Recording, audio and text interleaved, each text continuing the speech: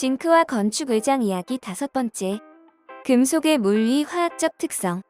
금속은 자연계에 존재하는 원소이기 때문에 각각 고유한 물리적 성질과 화학적 성질을 가지고 있습니다. 따라서 금속 지붕과 외벽은 각 금속의 물리적 화학적 성질을 고려하여 설계되고 시공되어야 합니다. 건축 외장에서 금속의 중요한 물리적 특성 중의 하나는 온도에 따른 팽창과 수축입니다. 징크 즉 티타늄 아연판의 열 팽창 계수는 0.022mm/도시미터입니다. 이 말은 징크가 온도 1도 변화에 따라 1m당 0.022mm가 늘어나거나 줄어든다는 의미입니다.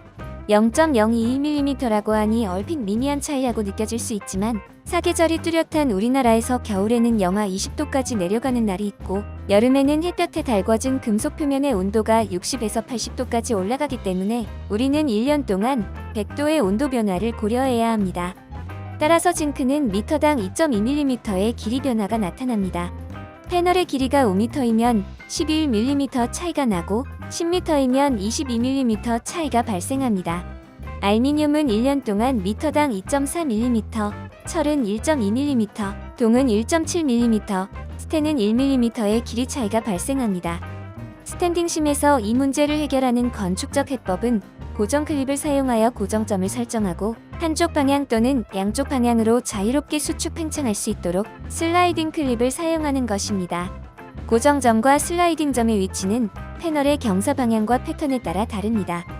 이러한 시공을 하지 않으면 응력이 축적되었다가 금속 패널의 특정 지점에서 꺼김이 발생하게 되고 꺼김이 반복됨에 따라 특정 지점에 구멍이 생기고 누수가 발생합니다. 또한 금속의 열 팽창 수축을 고려하여 처마 후레싱과 패널의 하대 접기 사이에 일정한 거리를 띄워주어야 합니다. 따라서 징크 스탠딩심 패널의 최대 길이는 열 팽창 수축과 하지와의 마찰력을 고려하여 한쪽 방향으로는 최대 12m, 반원형의 배럴 볼트 지붕의 경우 정점에서 각각 10m씩 최대 20m까지 가능합니다. 그 이상의 길이는 패널을 끊어서 서로 연결해야 합니다. 연결 방식은 연결 지점의 경사도에 따라 단순이음, 덧대미음, 단이음으로 처리합니다. 스탠딩 심 지붕과 외벽의 패널 레이아웃은 공법, 형태, 패널의 최대 길이를 고려하여 디자인되어야 합니다. 아주 넓고 큰 지붕이면서도 경사가 낮아 패널을 연결하기가 힘든 경우에는 스트럭처럴 메탈 루프 패널을 사용하여 50에서 100m의 지붕을 한 장의 패널로 시공할 수 있습니다. 스카이집은 독일 엔지니어들과 협력하여 국내 최초로 개발된 집 타입 국산 스트럭처럴 메탈 루프 시스템입니다. 건축 외장에서 금속의 중요한 화학적 특성 중의 하나는 갈바닉 부식입니다. 갈바닉 부식이란 서로 다른 금속끼리 직접 접촉하고 있을 때 금속 간의 전이 차이에 의해서 전류가 흘러 한쪽 금속이 급속히 부식되는 현상을 말합니다. 혹시 오렌지 전구를 아시나요? 오렌지를 반으로 잘라 아연판 조각과 동판 조각을 꽂은 후 두 금속을 전선으로 연결하고 중간에 꼬마 전구를 달면 꼬마 전구에 불이 들어옵니다. 전기가 흐르는 것이죠. 오렌지의 과즙은 전자가 이동하는 통로인 전해질의 역할을 합니다. 전류가 흐르면서 오렌지에 꽂힌 동판 조각은 큰 변화가 없는 반면 아연판 조각은 부식됩니다. 금속이 가지는 갈바닉 전위를 순서대로 나열한 것을 갈바닉 순열이라고 합니다. 갈바닉 순열상에서 서로 거리가 멀수록 전위 차이가 커서 전자가 쉽게 이동합니다. 거리가 멀어 차이가 크면 전기가 빨리 흘러 부식이 빨리 되고 거리가 가까워 차이가 작으면 전기가 느리게 흘러 부식이 천천히 진행됩니다. 사실 부식이란 산소를 얻는 산화 과정이면서 동시에 전자를 잃는 과정이기도 합니다. 같은 현상입니다. 부식은 전자를 뺏기어 양전하를 띠는 양극의 역할을 하는 금속에서 이루어지고 음극의 역할을 하는 금속은 손상되지 않습니다.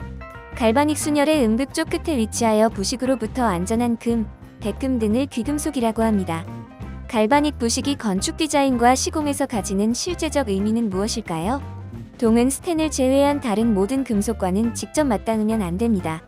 동과 닿아 있는 철, 알미늄, 아연은 급속히 부식됩니다. 설사 직접 닿지 않더라도 동판 지붕이나 구리 장식물이 위에 있고 아래에 징크 지붕이 있으면 동이 녹은 빗물이 흘러 징크 지붕을 심각하게 오염시키고 부식시킵니다. 304 스테인레스와 316 스테인레스는 대부분의 금속과 직접 맞닿아도 상관없습니다. 바닷가나 습기가 많은 곳에서는 316을 쓰는 것이 좋습니다. 갈바닉 부식을 이롭게 활용한 제품도 있습니다. 강철판에 아연을 얇게 도금한 아연도 강판입니다. 아연은 갈바닉 전 2차에서 철에 비해 양극적 성질을 갖기 때문에 주변에 있는 철보다 먼저 희생하여 자신을 부식시킴으로써 철을 보호합니다. 근거리의 아연 도금층이 다 부식되어 닳아 없어지면 그때부터 비로소 철의 부식이 시작되죠.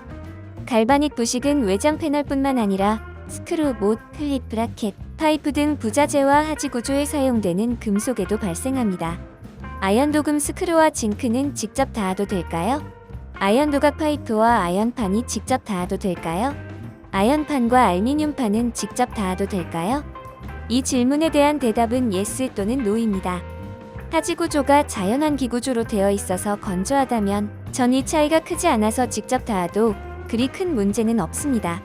전자가 이동하는 통로인 결로가 발생하지 않아서 그렇습니다. 하지만 누수를 막겠다고 모든 틈을 막아 자연한 기구조를 실현하지 않아서 하지 구조가 습하다면 부식이 발생할 가능성이 높아집니다. 또한 금속 표면에는 페인트 도장이 되어 있거나 산화피막이 형성되어 있기도 합니다. 이 중 어떤 것은 절연체의 역할을 하죠? 무엇보다 건축은 실제적인 것이라 우리가 기대하는 내구 수명이 있습니다. 따라서 이종 금속 간에 발생하는 갈바닉 부식의 회피 정도는 이러한 모든 것을 종합하여 판단하여야 합니다. 징크와 건축 외장 이야기 5번째였습니다.